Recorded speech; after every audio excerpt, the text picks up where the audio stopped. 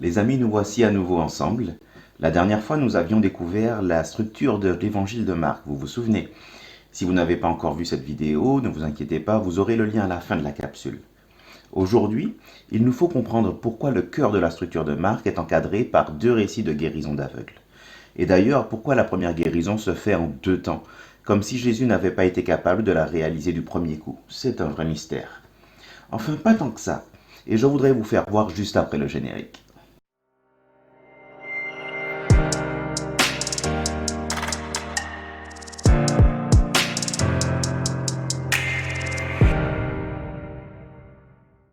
On commence par la première guérison. Elle a lieu dans les environs du village de Bethsaïda où Jésus s'est rendu accompagné de ses disciples. Un homme aveugle est amené à Jésus afin qu'il le guérisse. Je lis dans l'évangile de Marc au chapitre 8 à partir du verset 22 jusqu'au verset 26. Ils se rendirent à Bethsaïda, on lui amena un aveugle et on le supplia de le toucher.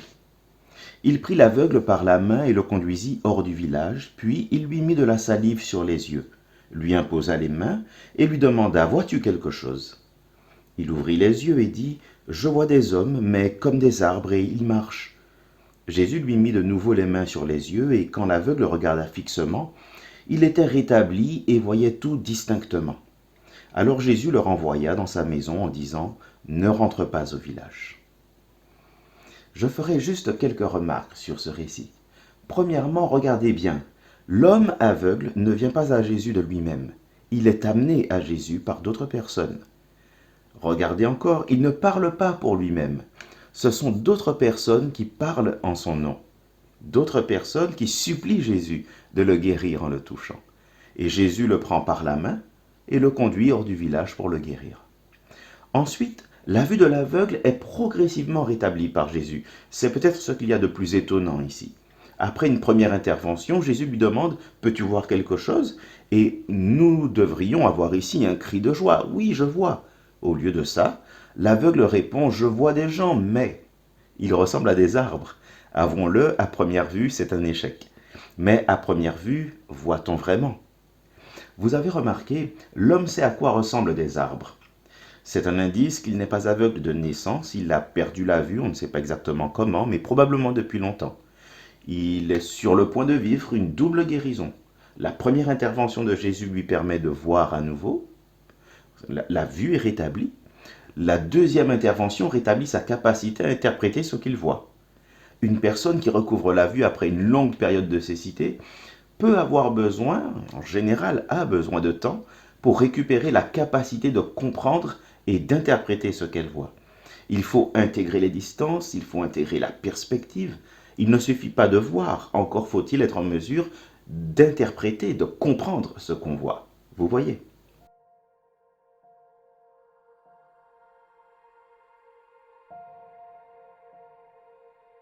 Passons maintenant à la seconde guérison.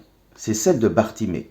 La scène se passe cette fois-ci dans les environs du village de Jéricho. Là encore, Jésus s'y trouve, accompagné de ses disciples, mais des foules également sont amassées autour de Jésus. Et voici qu'un aveugle va s'approcher de lui, va en tout cas l'interpeller. Je vous lis le texte et ensuite je ferai quelques remarques, comme je l'ai fait juste avant. Ils arrivèrent à Jéricho, et lorsque Jésus en sortit avec ses disciples et une assez grande foule, un mendiant aveugle, Bartimée, fils de Timée, était assis au bord du chemin. Il entendit que c'était Jésus de Nazareth et se mit à crier « Fils de David, Jésus, aie pitié de moi !» Plusieurs lui faisaient des reproches pour le faire taire, mais il criait d'autant plus fort « Fils de David, aie pitié de moi !» Jésus s'arrêta et dit « Appelez-le » Ils appelèrent l'aveugle en lui disant « Prends courage, lève-toi, il t'appelle. » L'aveugle jeta son manteau, se leva d'un bond et vint vers Jésus. Jésus prit la parole et lui dit « Que veux-tu que je te fasse ?» « Rabouni, lui dit l'aveugle, que je recouvre la vue. » Et Jésus lui dit « Va, ta foi t'a sauvé. » Aussitôt, il recouvra la vue et se mit à suivre Jésus sur le chemin. Voici un autre aveugle, un autre homme aveugle, voici une autre guérison. Cette fois-ci, le nom de l'homme est donné, c'est Bartimée. Ce dont on ne peut pas se rendre compte, c'est que Bartimée est le seul bénéficiaire d'une guérison miraculeuse dans Marc qui soit nommé. Ça ne saute pas aux yeux ici. Il aurait fallu que vous ayez lu tout l'évangile en y faisant attention. Vous voyez, on peut passer à côté de ça. Mais alors, la question qui vient, c'est pourquoi est-ce que lui, ce bénéficiaire de des nombreux miracles de Jésus, est nommé? C'est probablement parce qu'il est la quintessence même de l'exemple à suivre. En fait, presque tous les thèmes abordés par Marc sont incarnés par Bartimée. Et regardons ensemble comment Marc retrace l'évolution de Bartimée. Premièrement, Marc précise que Bartimée crie à Jésus pour obtenir sa miséricorde, son secours, malgré le fait que les gens autour de Jésus aient essayé de le faire taire. Sa détermination ne faiblit pas. Il crie d'autant plus fort, jusqu'à ce que Jésus s'arrête et l'appelle. Ensuite, Bartimée se lève et jette son manteau en réponse à l'appel de Jésus. Un mendiant qui abandonne ce qui est probablement son seul bien. Ça, c'est un geste qui dénote une confiance que Jésus lui fournira tout ce dont il a besoin. En réponse, Jésus l'interroge. « Que veux-tu que je fasse pour toi ?» Ce n'est pas la première fois que cette question est posée par Jésus. Il l'a posée à ses disciples Jacques et Jean, les fils de Zébédée, dans le récit qui précède la guérison de Bartimée. On est toujours au chapitre 10 et au verset 36. Par la proximité des deux récits, Marc attire notre attention. Il nous invite à comparer l'attitude des disciples, Jacques et Jean, à celle de Bartimée. La question est la même, mais qu'en est-il des réponses? J'y reviendrai la prochaine fois, dans la prochaine capsule. Mais pour l'instant, remarquez simplement que Bartimée demande humblement la possibilité de recouvrer la vue. Il ne demande ni or ni argent, il s'est déjà même dépouillé de son manteau. Alors Jésus récompense sa foi. Il est alors précisé que Bartimée a aussitôt recouvré la vue. Il est évident que Jésus est en mesure de rétablir parfaitement d'un seul coup et la vue et la capacité d'interpréter. Enfin, étant désormais capable de voir, Bartimée quitte le bord du chemin où il était assis pour se mettre en marche, en chemin avec Jésus. Il était dans une obscurité qui le tenait immobile. Désormais, il voit, il marche à la suite de Jésus-Christ.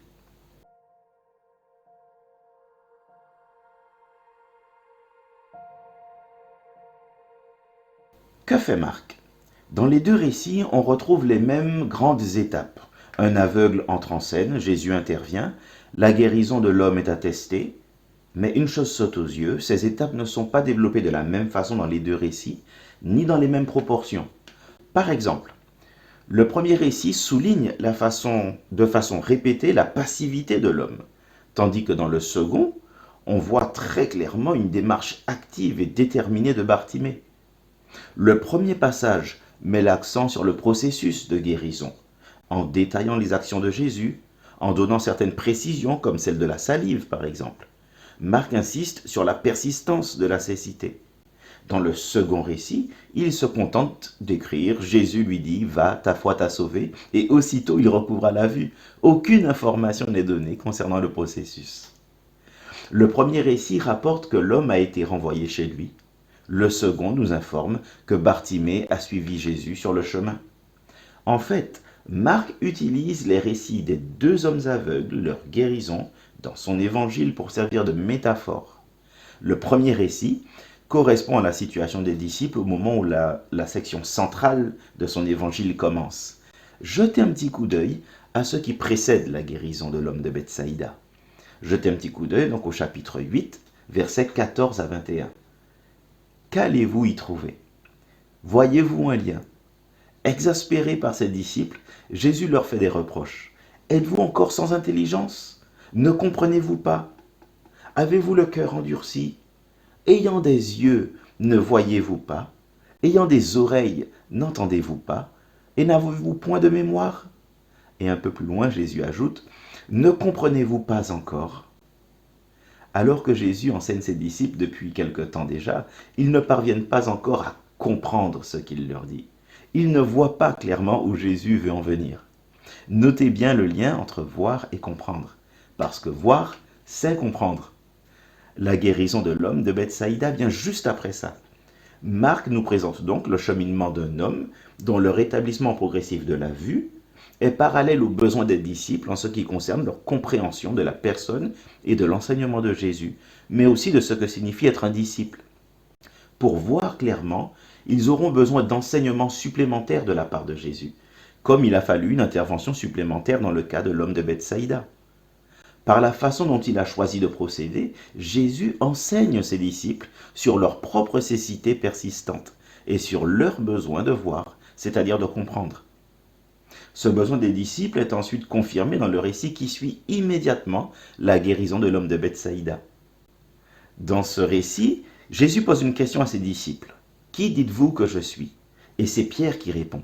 « Tu es le Christ. » Pierre a vu quelque chose. Il a vu que Jésus est le Christ. Mais c'est encore flou.